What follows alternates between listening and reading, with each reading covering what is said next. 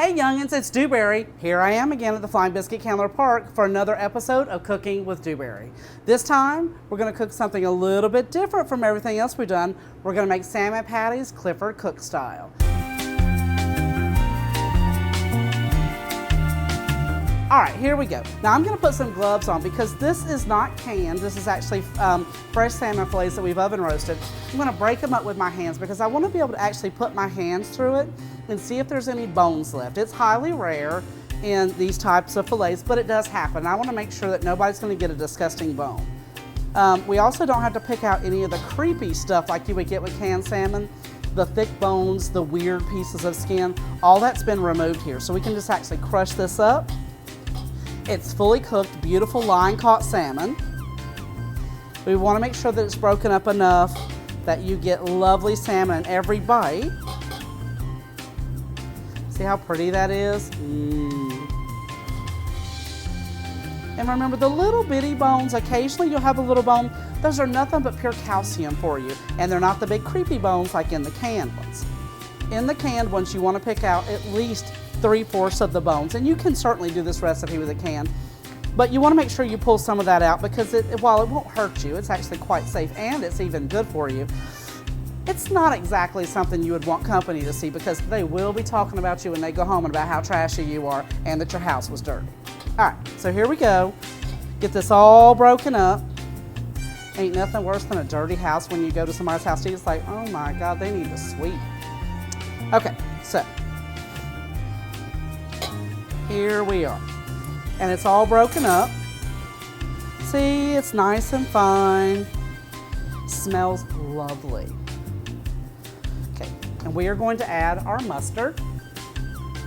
Now you could use dry mustard with this also, but a little bit, you know, your moisture is really sort of important because the salmon as it cooks, dries out a little bit. So you want to make sure that you get some moisture in there. And I'm just going to mix this with my hands because I have the gloves on. It actually is easier. Your hands are the best tool you've ever been given. Use them a lot. So we've got our onion, red and green pepper, mayonnaise, and I'm not going to use all this mayonnaise. We're going to start with about half of it. We don't want this to be too liquid. We don't want it to be too dry. It doesn't matter what recipe you start with. You kind of have to, especially with a croquette or a patty like this, you want to sort of play it by ear because the moisture of the fish is going to dictate how much moisture you need from the other ingredients. It's not really a set thing, and if you just start pouring everything in, much like pie crust, you could end up with a real mess. Okay, so see how pretty that looks? And this is actually safe. You could eat this as it is, although I wouldn't want to. It needs a little heat underneath it, if you know what I mean. We're going to add half of the egg here.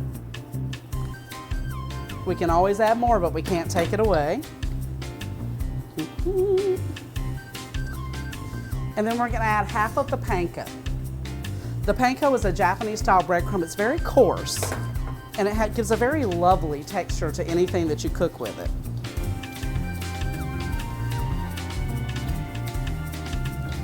One of the first indications is we want to add a little bit of salt and a little bit, ooh, I lost some. You want to add a little bit of salt and a little bit of pepper. The fish is apt to be just a touch salty. It comes out of the ocean. What do you think it's been in? And then the pepper, because a little bit of pepper, even blueberry pie, as I saw on a show one time, makes everything a little bit better. See, a little bit more. And the first thing you want to do before you even taste it is see how it's holding together. You kind of want to know if this is going to be cohesive. You see it's a little bit dry. It is not going to hold together. We're having to force it together, which means it's going to be a heavy texture, which is not really what we want because we're using fresh fish. So we're going to add just a touch more mayonnaise and a touch more of the egg. And I think we're going to hold off on the breadcrumb and decide once we get a little further along. Now, I am going to taste this for seasoning after I add the dill. You have to remember if your immune system is in any way compromised, you have to fry it and try it. You can't try it in this state because the eggs are raw and it could make you sick. I personally am tough as nails and can take it. All right, see how that's holding together? That's going to make a beautiful croquette there. Look at that, the red pepper, the onion, everything in that is pretty. So, first thing we're going to do is we're going to take these gloves off. And we're gonna chop up, I think for this amount, probably a tablespoon of dill. If you really don't like dill, and there are a few people who don't, you could certainly use any other herb that you want, or you could not use another herb at all. You could let the fish stand on its own. Let's get this out of the way. Dill, we Americans love dill, and we especially love it in the form of dill pickles. Dill pickles are a very American thing. They were not always known all over the world, so it's pretty exclusive to us. And dill is interesting to chop. It sort of looks like a ferny a little bit. It's a lovely thing. But you want to make sure you chop it up nice and fine. Just push it off your knife. It's not as hard to chop as, say, cilantro that sticks to the knife and feels kind of icky. Dill's not like that. It stays fairly dry and separated, so it's easy to chop, so don't be worried. Here at the restaurant, we actually put it into cream cheese, and we scramble it into eggs with smoked salmon for the salmon scramble, and people absolutely love it. I adore fresh dill. I love it in soups. I love it in stews.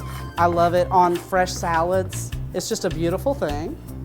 That's, give or take, about a tablespoon. And I won't use the gloves just yet. I'll just mix this in. All right, so there we go. The moisture level is just right. They're holding together well. I like the salt and the pepper in it. They're just spicy enough for me. You can always add habaneros or pickled jalapenos or any kind of heat that you would like. But we're gonna go ahead and make the patties, and then we're going to fry them up, and we're gonna make some salmon patty biscuits. So here we go. I'm gonna put a glove on just to aid me in what I'm doing, but if you're doing it at home, why would you? If people are coming to your house to eat, they're probably figuring you're gonna touch something. So this is a scoop, and it's gonna help us to make even patties so that everything is gonna come out looking exactly the same, so nobody's gonna talk about Aunt Edna got a bigger patty than you did. I actually do need the other glove on though. So here we go. When you push these down, don't push them to death. Just like when you're making hamburger patties, the harder you push, the more compact it becomes and the less tender it is. And you see what our biscuits are. Our biscuits are not huge. And so we want to make sure that when the patty goes on the biscuit, because these really aren't going to shrink much, what you're going to get is a patty that's going to cover the entire biscuit, but not cover too much. See how pretty that is? You can see the red, you can see the green, you can see the onions. Now once we get these all pattied up, we're going to start frying, and we're going to make some salmon patty biscuits. All right, so I've got 6 patties done here. Well, you can see I've got a little bit of lemon here. I'm gonna cook these in butter, and then just as they come out of the pan, before they go on the biscuit, I'm gonna hit them with a little bit of lemon. It's not something that's completely necessary, but to my palate, it really wakes up all the flavors in here. So we're going to get these into a hot pan with some butter, and we're just gonna get them nice and crispy. We're gonna hit them with the lemon, and we're gonna build us some biscuit sandwiches. Let's go over to the stove and get it done. All right, so we're gonna add a little bit of extra virgin olive oil to our pan and a little bit of butter. We don't want that butter to burn, so we wanna make sure that it has and you don't wanna get it too hot. And that's really hot there. We wanna just melt that butter down, and we're gonna add our patties. Ooh, hear the sizzle, hear the sizzle.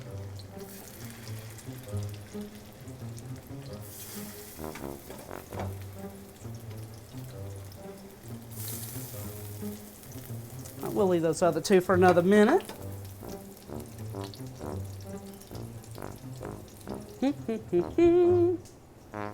Once they get to going, we can cut that heat up just a little bit. And remember, everything but the egg in these is done. It's not like you're cooking from scratch. You don't have a raw piece of fish. You have fish that is already cooked completely. So you're not going to kill anybody with this. You're not going to make anybody sick. You just want to get a nice crisp on it.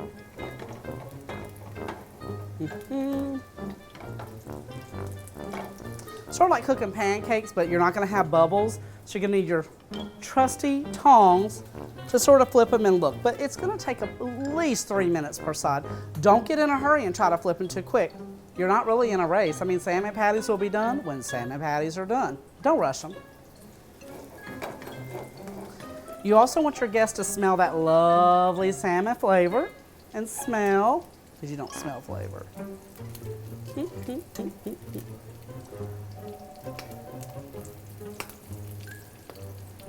You hear them popping. This is a good time to have a little glass of wine and relax a little bit before you get to the table so that you can talk about what Aunt Anda did and what Uncle Remus or whoever did. You just never know what Southern families are going to have to talk about when they get together.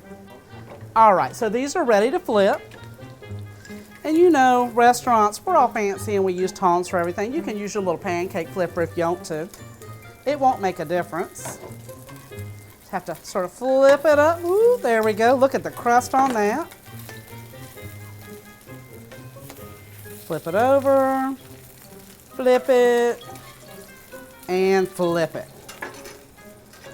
All right. And look at the beautiful brown on that. See how pretty that is?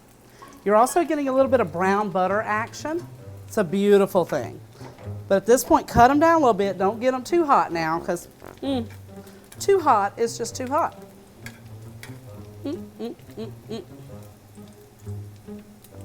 You're also going to need a plate with a little bit of like paper towel on it, because we want to like soak up a little bit of this oil, because we don't want to be like completely country. You know what I mean? We would at least want to, keep you around until dessert.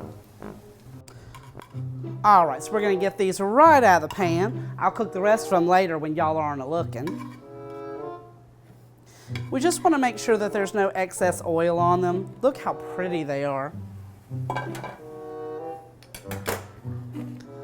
There you go. Look at those. Aren't they beautiful? And the other thing I'm going to do is my brother, Steve, who recently moved over to Mississippi with his wife, Tammy, and all their babies. They're all dogs, by the way. Love, love, love red onion and red tomato on their biscuits. So in honor of my brother and my sister-in-law, we're going to do a couple of slices of tomato. Oh, when the tomatoes are fresh and you're growing them in your backyard, and if you're not growing them in the backyard, where are you from? And then the red onion, which makes me so happy. You want to get it kind of thin. No reason to get all crazy and have big, thick slices. These ain't no onion rings. See how pretty that is? Just thin slices. Just make sure you don't get the outside peel on it. All right, so here we go. Bottom biscuit, top biscuit. All right, so salmon patty, salmon patty, salmon patty. Now one's just going to be plain, plain, plain, because that's the way Mama likes them. And then on the other two, we're going to put a big old slice of tomato and some red onion, which are just beautiful. And then another big slice of tomato. This one's mine. Don't tell anybody. And I think the red onion might actually go with Pinot Noir. I'm not for sure, but we're going to find out. Oh. Oh my, somehow it ended up with an extra bottom. How embarrassing. Look, and we're just going to do this. Shh, nobody will know. Top. And look at this. Look at how beautiful these are. No one is going to ever, ever, ever doubt you again when you step into the kitchen when you bring them a plate of these. If you had some good old free-range hen eggs, you could always, always, always cook you a big old hen egg to go on here. And if you had, maybe some pork bacon or some turkey bacon, that would be nice too. Thank you so much for joining us. My name is Dewberry, and we're here at the Flying Biscuit Calendar Park. Thank you for coming and cooking with me today at Cooking with Dewberry. And I'm going to enjoy this biscuit and one more little bitty glass of wine because, quite frankly, I don't know that wine began in the South, but we certainly love it to pieces. Bye, y'all. Mm.